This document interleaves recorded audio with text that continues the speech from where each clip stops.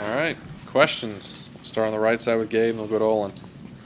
Noel, how do you like where your run game's at right now, and how important, particularly, is Keith Ford in a game like this?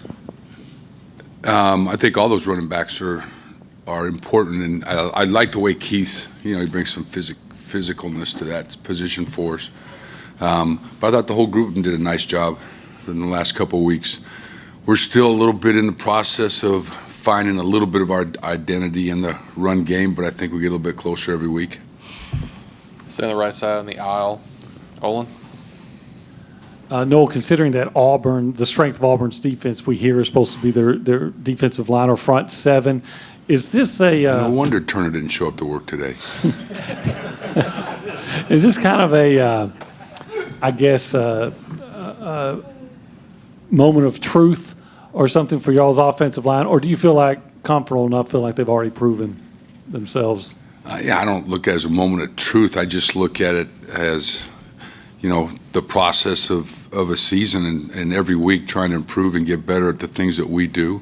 And I just think this is another opportunity. I thought we made improvement,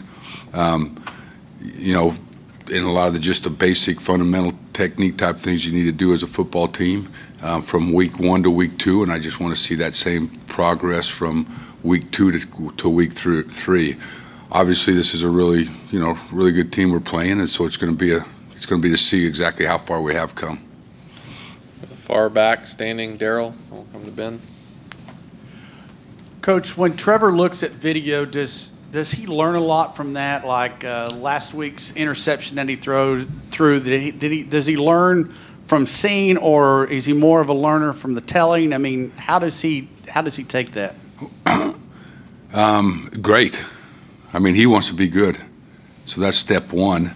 All right. Step 2 is that it had been a while since he's played any, meaningful football, besides practice.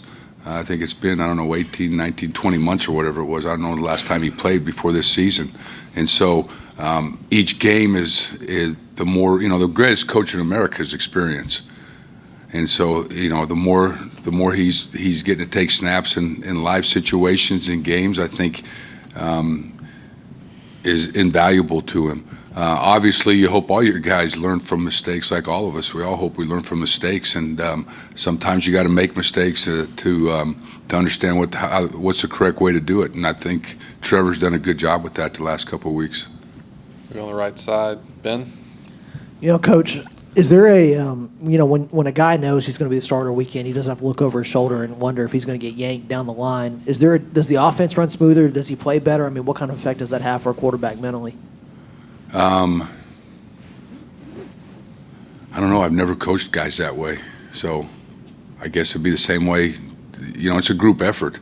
So I don't really ever talk about Trevor's got to be the guy to lead us, or Ricky or Christian or whatever. It's the whole group of them. So our room has to go out and perform and make great decisions.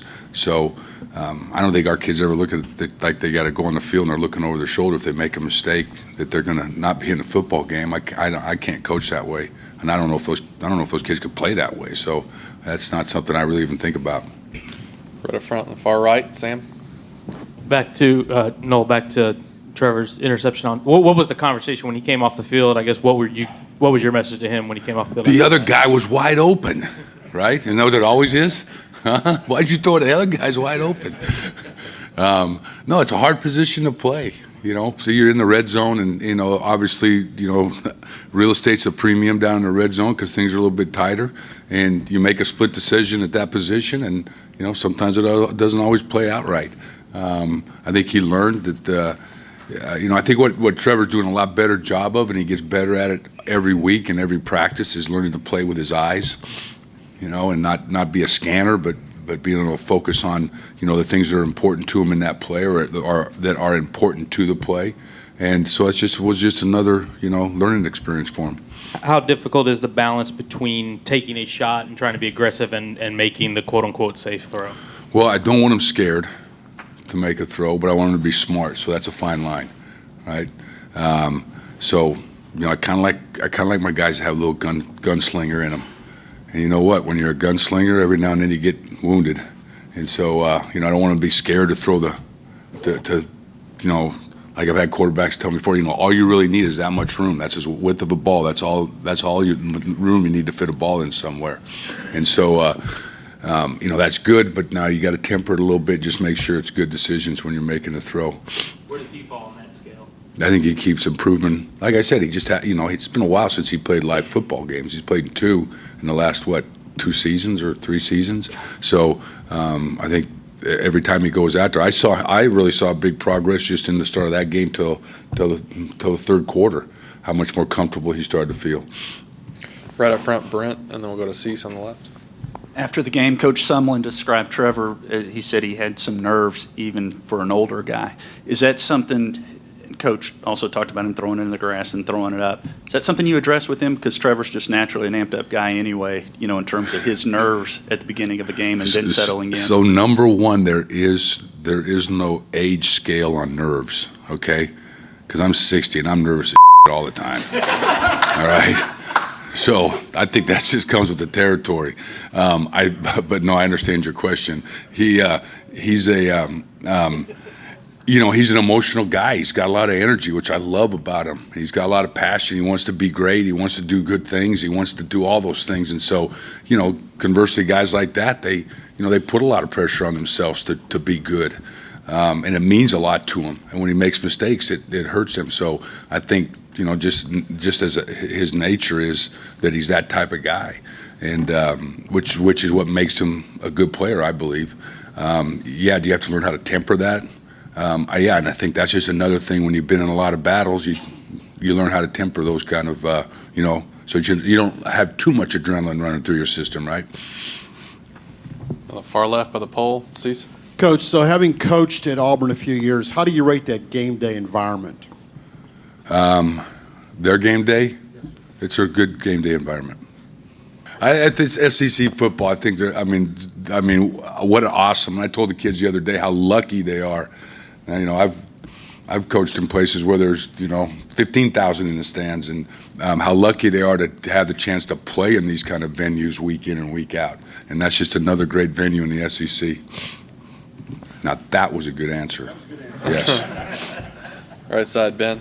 Coach, you've got a good amount of transfers playing, starting on the first side, on the first string of the offense. Are there any unique challenges when you have a bunch of guys who haven't been in the system for a long time, or things that you need to do to make sure they all mesh in a quick amount of time? No, I don't think so. I think football's football. I think they all get the idea and the schemes, and what we're trying. Curl flat's curl flat. High low's a high low. A zone scheme's a zone scheme. I don't think there's we didn't reinvent football with all that kind of stuff. I think the important part is that these guys get a chance to play together and get a lot of this me to you factor. Get to know each other, and you see, and I keep seeing that develop. As the season progresses. Anything else for Coach? All right, we'll end it with Olin. Coach, over the course of your career, have you had an opinion on whether or not you preferred your starters to be on special teams? Would you prefer maybe a second team guys being returning kicks or playing on special teams, so you got them over on the sideline with you if you need to talk to them, or being concerned about injury, or what's just your thought? Never concerned myself. That's a huge part. When our special teams is good, it usually means either we're scoring points or I'm getting great field position. So it's never been anything where, the only one I've never had on special teams, unless he was a holder, was a quarterback, right? But no, I like when those kids play. I think any kid, when you have good players like that, all what they're doing is they're creating value not only for the football team, but they're creating value for themselves. Because that's a area of football that's very important if they decide to go to the next level.